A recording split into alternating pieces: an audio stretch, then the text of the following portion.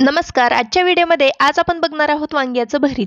तुम्ही म्हणाल वांग्याचं भरीत तर आम्ही पण बनवतो, पण माझ्या पद्धतीने तुम्ही देखील हे वांग्याचं भरीत एकदा नक्की बनवून बघा. सगळेजण आवडीने मागून खातील अशी खात्री आहे.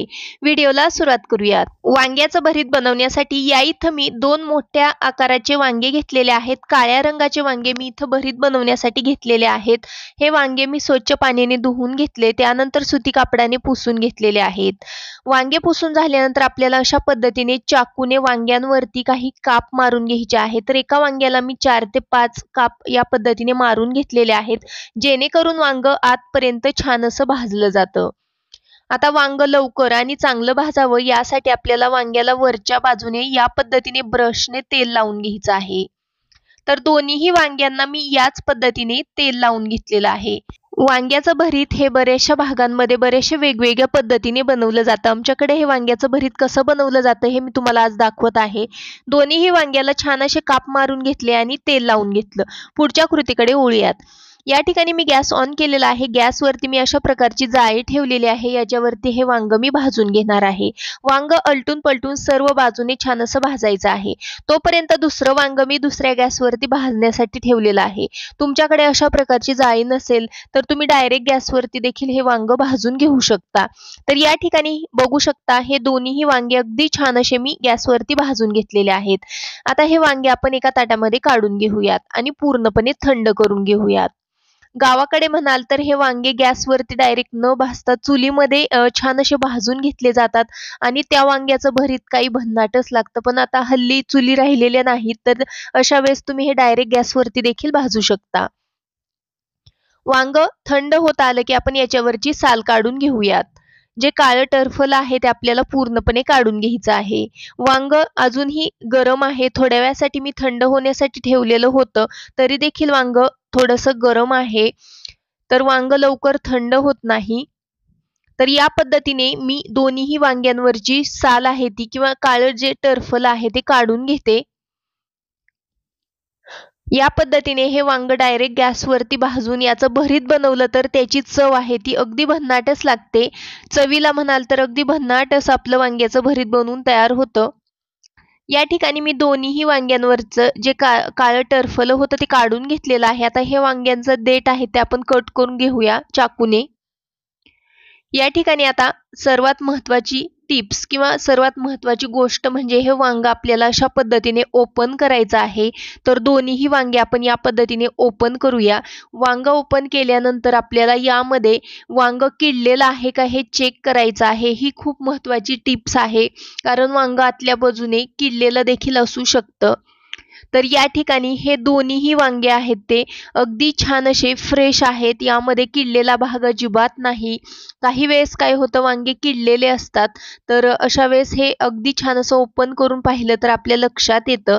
तर दोन्हीही वांगी छान निघलेली आहेत. आता हे मी थोडीशी चाकूने चिरून घेतली. त्यानंतर आपण या पद्धतीने हे मॅश करून घ्यायचे आहेत.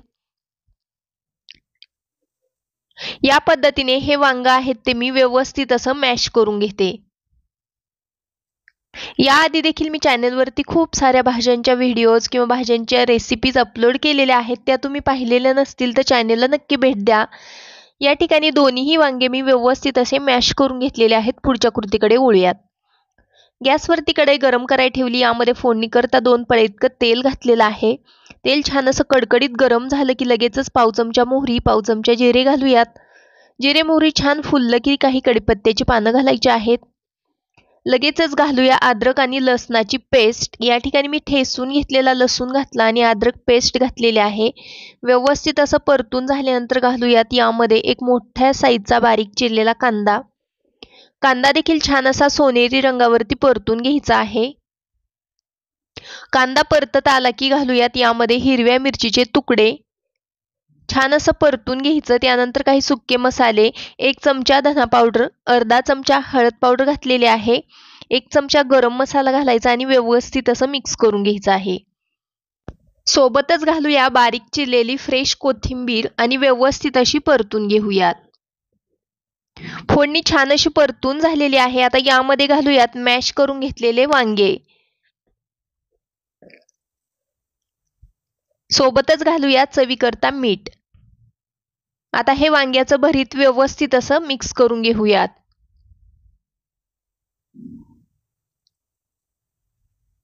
1 ते 2 मिनिटासाठी हे वांग्याचं भरीत आपल्याला छान असं मिक्स करून घ्यायचं आहे, परतून घ्यायचं आहे.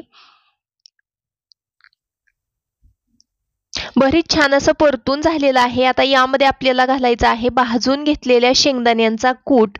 तर कूट हा आपल्याला थोडासा जाडा भरडा अशा टाईपमध्येच ठेवायचा आहे. जास्तही बारीक केलेला कूट इथं वापरायचा नाही.